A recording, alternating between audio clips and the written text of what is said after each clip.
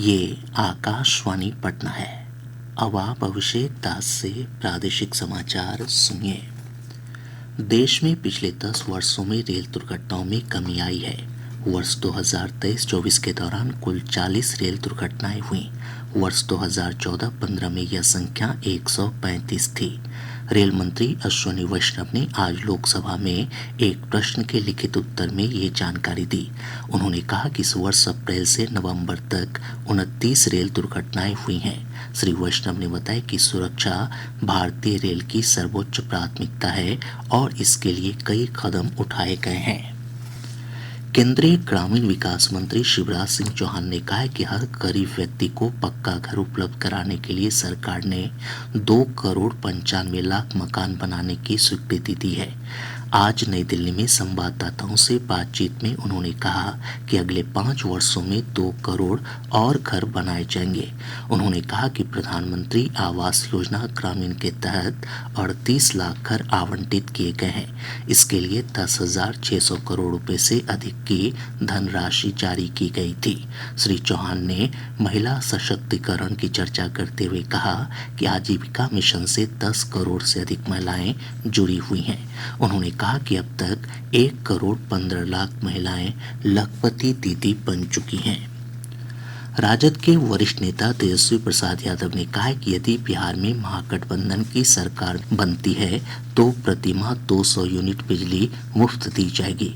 मुंगेर में कार्यकर्ता संवाद दर्शन कार्यक्रम के दौरान श्री यादव ने दावा किया कि देश में सबसे महंगी बिजली बिहार में मिलती है। उन्होंने कहा कि 17 महीने के महागठबंधन सरकार के कार्यकाल में उन्होंने 5 लाख नौकरी देने का वादा किया था, जिसे पूरा किया गया। प्रादेशिक समाचार आप आकाशवाणी पटना से सुन रहे हैं। शिक्षा विभाग ने शिक्षकों के सेवाकालीन प्रशिक्षण के संबंध में दिशा निर्देश जारी किया है। दिशा निर्देश में कहा गया है कि शिक्षकों का प्रशिक्षण उनके वर्तमान पदस्थापना जिला में ही होगा। विभाग के अपर मुख्य सचिव डॉक्टर एस सिद्धार्थ ने राज्य शिक्षा शोध और प्रशिक्षण परिषद को भेजे पत्र में कहा कि सेवाकालीन प्रशिक्षण के लिए शिक्षकों को कम से कम 1 सप्ताह पूर्व सूचना दी जाए। साथ ही प्रशिक्षण की अवधि में प्रत्येक दिन 3 बार बायोमेट्रिक उपस्थिति दर्ज करवाई जाए।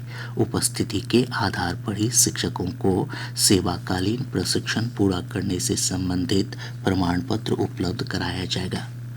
सीमा सुरक्षा बल और national mission for clean Ganga की ओर से ऑल वीमेन रिवर राफ्टिंग अभियान की टीम आज पटना के एनआईटी घाट पहुंची।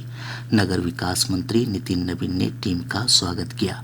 महिला सशक्तिकरण और स्वच्छ तथा निर्मल गंगा अभियान के संदेश के साथ यह टीम पिछले दिनों उत्तराखंड के गंगोत्री से पश्चिम बंगाल के गंगा सागर के लिए रवाना हुई है। राफ्टिंग टीम में बीएसएफ की 20 महिला जवान शामिल हैं।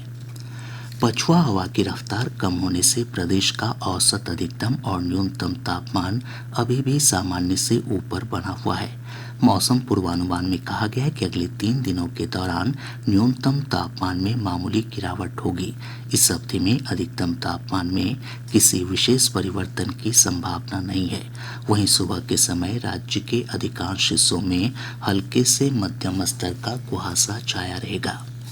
हरियाणा के पंचकुला में आयोजित राष्ट्रीय सब जूनियर ताइक्वांडो प्रतियोगिता में बिहार की टीम ने 4 पदक प्राप्त किया है। इनमें से 3 खिलाड़ी शेखपुरा के हैं। शेखपुरा रेलवे स्टेशन परिसर से उत्पाद विभाग की टीम ने एक महिला तस्कर को 35 लीटर शराब के साथ गिरफ्तार किया है। सारण जिले के मुफस्सिल थाना क्षेत्र के गुरुकुल महिया बाईपास पर एक सीएनजी लदे टैंकर से गैस का रिसाव होने से अफरा तफरी की स्थिति उत्पन्न हो गई। अग्निशमन दस्ते की मदद से आग पर काबू पाया गया। इसके साथ ही आकाशवाणी पटना से प्रसारित प्रादेशिक समाचार का ये अंक समाप्त हुआ।